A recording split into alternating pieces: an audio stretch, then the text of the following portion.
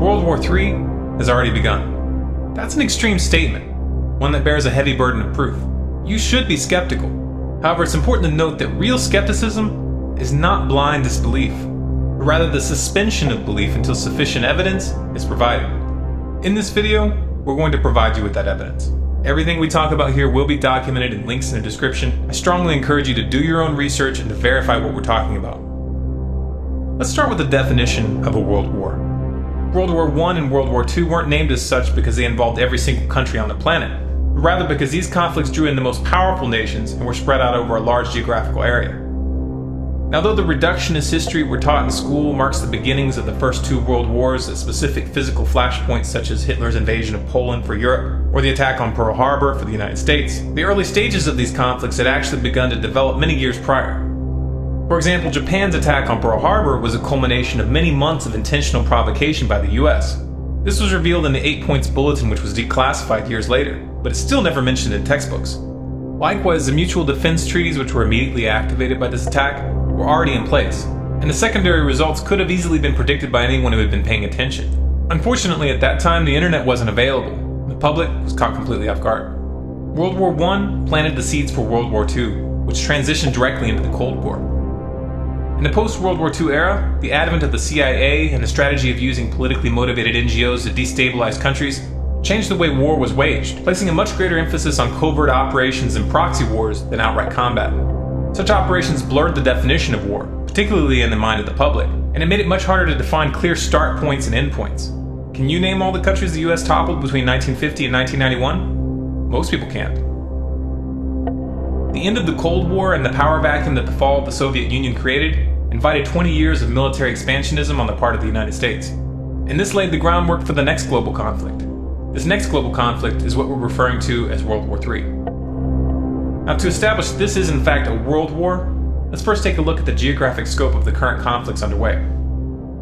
Afghanistan is still clearly occupied by US forces, and as the official military prepares to withdraw in 2014, private military forces are being brought in. Also, there are no plans to discontinue the drone program in Afghanistan anytime soon. The Iraq War is supposedly over, and there's been a drastic drawdown of US troops. However, the overt occupation is now being replaced by a covert occupation run by the CIA, which has one of its largest stations in Baghdad. Obama has expanded Bush's drone program into Yemen, Somalia, Algeria, Libya, and Pakistan. In parallel, the Dagger Brigade has deployed US forces to 35 African countries this year, and the Pentagon has put boots on the ground in Mali as of April. And let's not forget that Obama toppled the Libyan government in 2011.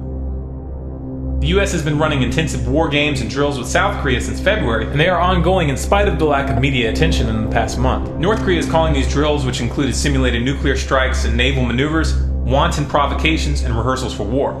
This really isn't an exaggeration since the US just recently signed a mutual defense treaty with South Korea, which makes it significantly easier for the US to get militarily involved in that region. The US has pushed for multiple rounds of sanctions against Iran, supposedly to discourage them from building a nuke, even though the CIA and Mossad both agree that the Iranian leadership hasn't even made the decision to build a bomb, much less even start. The US and Israeli governments aren't one to let pesky little things like facts keep them from promoting military strikes on Iran, but since they haven't gotten much traction with this approach from the international community, they've moved on to less direct tactics. And that brings us to Syria. Iran's closest ally is Syria. And on Friday, May 3rd, 2013, Israel attacked Syria. This after their attempt at framing the Syrian government for chemical weapons fell apart. The US has been stepping up its material support for the Syrian rebels, though they still publicly claim that they aren't supplying them with weapons. This is just a public relations smokescreen. On May 26, Lebanon was attacked by NATO-backed insurgents due to Hezbollah's support for the Syrian government. Russia has taken a firm stand against US, NATO, and Israeli attempts to topple the Syrian government, and is still planning to send a shipment of S-300 anti-aircraft missiles to the country. In response, Israel's President Netanyahu reportedly warned Putin that Moscow's sale of the sophisticated missile defense system to Assad could push the Middle East into war, and argued that the S-300 had no relevance to Assad's internal battles against rebel groups. This statement, coming right on the heels of the unprovoked Israeli airstrikes on Damascus this month, leaves little doubt as to what these missiles are intended for and why Israel is angry. Of course, Netanyahu doesn't like this. He wants to be able to continue attacking Syria with impunity. Now, this past week, Russia moved a group of warships from their Pacific Fleet into the Eastern Mediterranean for the first time in decades to, quote, protect Russia's interest in the region. This move counters the US naval presence, which has built up in the area over the past several years. Both of these moves are direct statements about their intentions regarding Syria and Iran. This is only a rough summary of the early stages of this conflict. Much is being left out here. But this should be enough to establish this is indeed a world war. Now, as for the players, how are they divided? Who's allied with who? On one side we have China, Russia, Iran, North Korea, Syria, and a handful of nations in South America. The role of the South American nations in this conflict has been strictly economic, but as we'll discuss later, economics is central in this crisis. On the other side we have the United States, Israel, and NATO, which includes most of Western Europe, Saudi Arabia, Qatar, and a handful of others. So clearly the most powerful nations in the world are involved. If tomorrow a direct war between the United States and Russia were to break out, this would mark the official beginning of World War III. But obviously this wouldn't really be accurate. A proxy war between the US and Russia is already underway in Syria and in Iran, and a currency war is already underway between the United States and China. The question here is really only one of scale. How far will this go?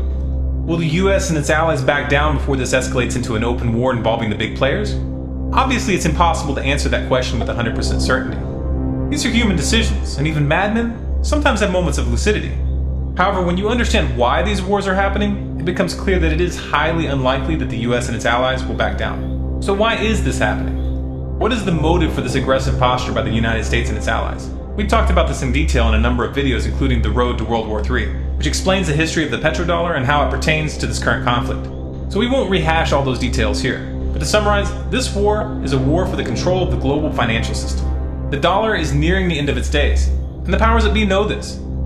They could let the dollar fall and allow the rest of the world to choose their own course. But they don't want to.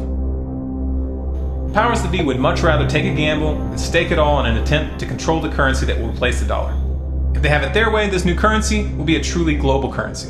I think we've all got to move towards that opportunity, and I think the challenge also is whether we should move towards an international currency, because the speculation and the complexity of currency has caused some of the irritation, not only among the trading nations, but among individuals. This global currency will be accompanied by global government, which they will claim is necessary to prevent another tragic war like the one they're setting off right now. It's a classic problem-reaction-solution setup, where those that create the problem manipulate the public into accepting a solution that puts more power into their hands. They are going to attempt this one way or another. If they don't, then they will lose everything. The question is, how will we respond? Will you fall for this? Will you send your sons and daughters to fight in these corrupt wars with your eyes closed and your hand on your heart? Or will you at least speak out? This is the real variable. This is what will determine the final outcome. If you appreciate this message and if you want others to hear it, you can help by liking this video, adding it to your favorites, and sharing it to Facebook, Twitter, your blog, and by sending it to your friends via email. If you'd like more videos like this, subscribe to Storm Clouds Gathering on YouTube. For updates and bonus content, be sure to follow us on Facebook at facebook.com/stormcloudsgathering, on Twitter at Collapse Updates, and our website is stormcloudsgathering.com.